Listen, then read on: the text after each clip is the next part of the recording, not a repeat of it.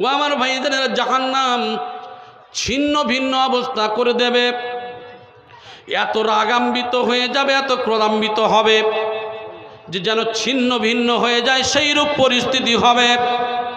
এই সমস্ত মানুষ যারা দুনিয়ায় কোরআনের কথা শোনে নাই, হাদিসের কথা শোনে নাই, শোনার পরেও তারা মানে নাই, এই সমস্ত ব্যক্তিদের যখন জাহান্নামের মধ্যে ফেলে দেওয়া হবে, এদেরকে শরীরটাকে ছিন্ন ভিন্ন করে দেওয়া হবে।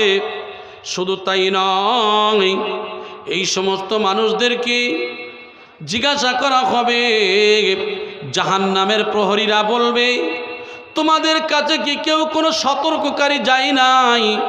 তোমাদেরকে কেউ কি হুঁশিয়ার করে নাই? তোমাদের কাছে কেউ কি সত্যের বাণী পৌঁছায় নাই? কলু বালা কদ জা